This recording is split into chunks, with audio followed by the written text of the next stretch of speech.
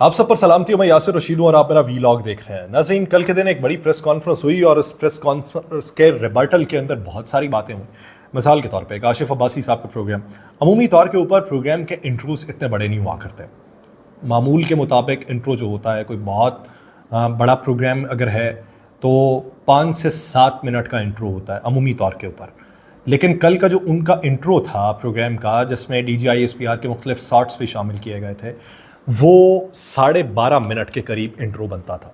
यानी आपने guest lineup किया हूँ, जावेद लतीफ़ साहब उस प्रोग्राम के अंदर मौजूद थे, सलमान अकरम राजा साहब उस प्रोग्राम के अंदर मौजूद थे, और अमूमी तौर पे तासुर यही जा रहा है कि सलमान अकरम राजा साहब जब गुफ्तगू कर रहे थे तो ब्रेक ली काशिफ अब्बासी साहब ने, और बाद में वो प्रोग्राम में वापस नहीं आए, उनका प्रोग्राम नहीं चला। लेकिन वो प्रोग्राम जो है वो 31 मिनट का वो सोशल मीडिया के ऊपर अपलोड है।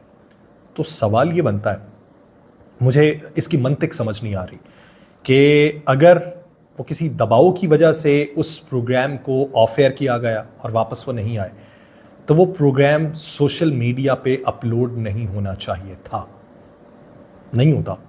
यानी मिसाल के तौर पे अगर मुझ पे कोई दबाव है, मैंने कोई बात की, तो उस बात के बाद अगर मेन स्ट्रीम से उठता है तो वो भी ARY का ही प्लेटफॉर्म है जो सोशल मीडिया के। आपको यूट्यूब के ऊपर वो 31 मिनट का तकरीबन प्रोग्राम मिल जाएगा जो ऑन एयर उसका टाइम है। तो 31 मिनट वाली तो पूरी वीडियो उसके ऊपर मौजूद है।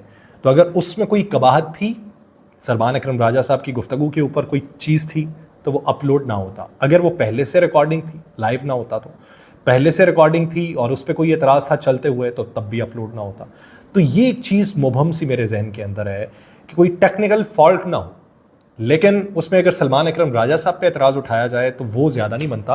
बेसिकली पूरा मोमेंटम जो बनाया था और बेस बनाई थी वो काशिफ अब्बासी साहब की तरफ से बनाई गई, और उसमें कोई भी ऐसे अल्फाज इस्तेमाल नहीं किए गए जो रिटेलिएशन के ज़ुमरे में आते हों, जो सहाफ़ती पैराए के अंदर ना हों, और जो मामला फ़हमी की तरफ ना हो। सवाल उठाए गए, और सवाल जो उठाए गए वो अगर जेन्युइन नहीं है तो आप उस पर एतराज़ पे जवाबन सवाल उठा सकते हैं। लेकिन इस तरीके से अगर आवाज़ दबाने की वो कोशिश है, तो आवाज़ दबाने के लिए कोशिशें बहुत होती रहीं, लेकिन ये कोशिशें रायगई गई, कभी सूदमंद साबित नहीं हुई। बहुत सारे मुख्तलिफ प्लेटफॉर्म्स हैं, मुख्तलिफ तरीक़ाकार हैं लोगों तक बात पहुँचाने के, हो जाते हैं।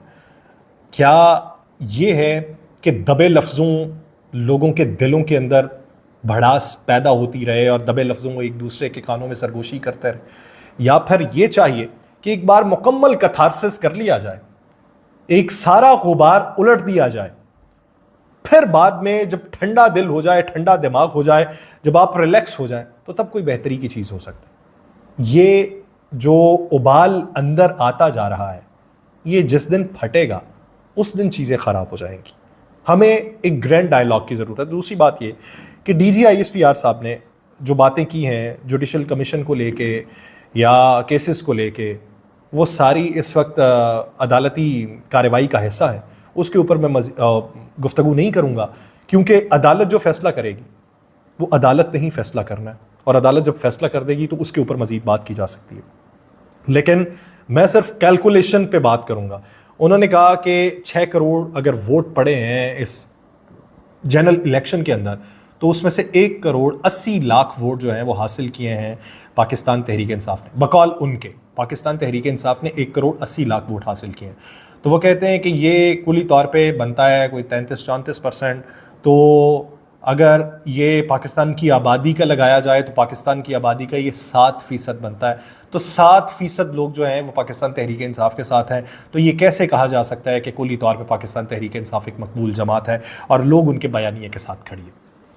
अगर ये 7% बनते हैं तो फिर दूसरी तरफ 93% होना चाहिए, क्योंकि जब हम तनासुब में निकालते हैं तो 100% के तनासुब में निकाला जाता है। तो हम 100% के तनासुब में ये कह रहे हैं कि 7% पाकिस्तान तहरीक इंसाफ के साथ हैं, तो क्या बकिया 93% जो हैं वो इन वफाकी जमातों के साथ हैं? तो उसका जवाब भी नहीं होगा। वो बकिया 93% तो बनते नहीं है, क्योंकि अगर इनको 1 करोड़ 80 लाख बकौल उनके, क्योंकि अभी बहुत सारे नशस्तों के ऊपर केसेस चल रहे हैं, तो उनके जो नताइज आएंगे बहुत सारी जगहों पे फॉर्म 45 और 47 को लेके है, बहुत सारी जगहों पे टर्न आउट को लेके है कि टर्न आउट ज़्यादा था, शो कम किया गया, और जिस जगह पे शो ज़्यादा किया गया वहाँ पे कम था। तो ऐसी बातें तो बहुत सारी हैं। अब वो इवेल्युएट होकर उसका कोई नतीजा निकलता है तो वो बाद में डिस्कस होगा। अभी तो सिर्फ हम उन फैक्ट्स के ऊपर बात कर रहे हैं जो रजिस्टर्ड है, जिन्हें कहा जाता है कि ये जी ये अनाउंस हो चुके हैं। बाकी जो है वो इबाम के शिकार हैं, वो देखेगा इलेक्शन कमीशन या अदालतें देखेंगी और एपेलेट ट्रिब्यूनल्स उनको देखेंगे। बात हम ये कर लेते हैं कि 1 करोड़ 80 लाख किए हैं तो 4 करोड़ 20 लाख दूसरे बनते हैं। अब 4 करोड़ 20 लाख अगर देखें तो ये अगर 7% इन्हें कहा जा रहा है तो 180 के मुकाबले में, यानी 180 लाख के मुकाबले में 420 लाख जो वोट बनते हैं वो भी फिर 93% नहीं बनेंगे, वो भी फिर मजमूई तौर के ऊपर 17% के करीब बनते हैं। यानी 7% इधर और 17% आप उधर निकाल लें, 15 से 17% ही बनते हैं। अब 15 से 17% अगर आप देखें तो 6 करोड़ के मुकाबले में 1 करोड़ 80 लाख अगर वोट हैं तो वह 33%। बकिया जो कितने बचेंगे, बकिया बचेंगे 57%।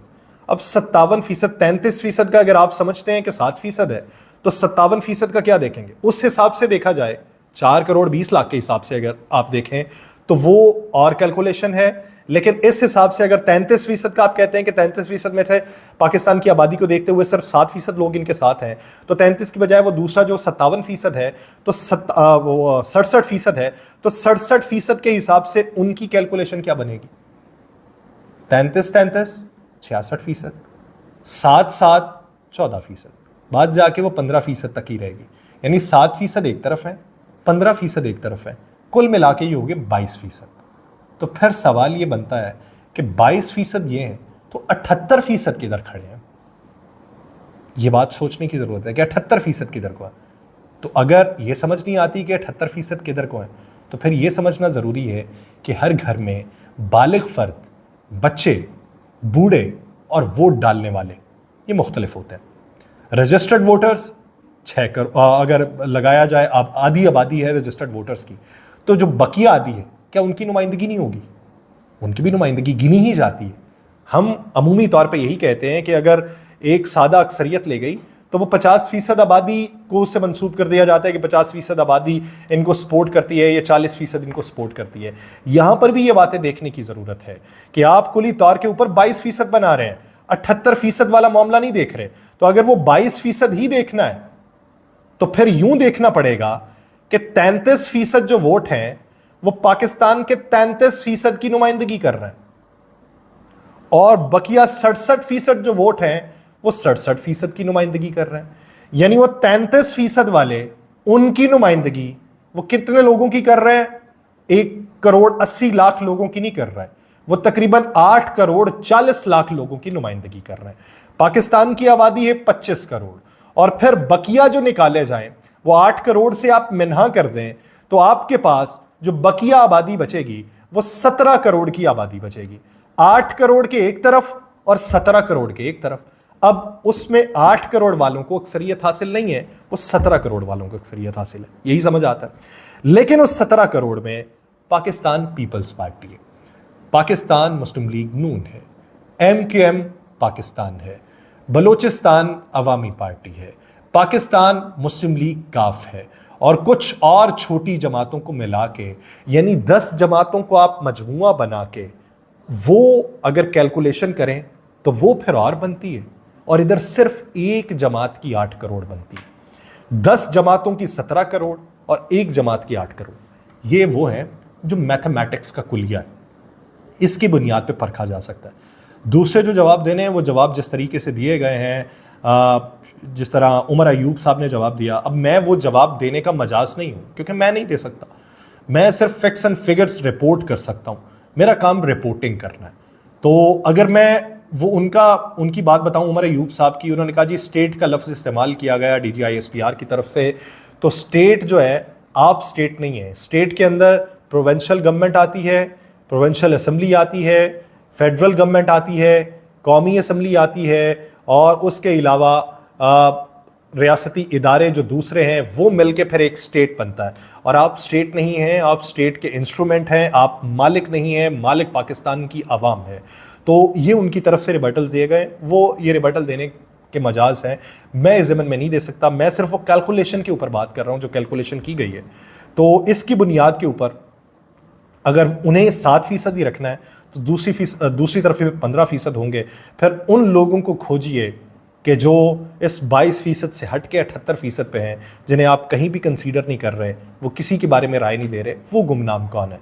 और अगर वो गुमनाम नहीं है, नुमाइंदगी है, तो फिर 8 करोड़ की नुमाइंदगी है। और 8 करोड़ की नुमाइंदगी वालों को भी ये सोचना चाहिए कि अगर वो उनकी नुमाइंदगी कर रहे हैं तो किस हद तक वो नुमाइंदगी हो पा रही है। मुझे दीजिए इजाज़त, अल्लाह ने के बाद।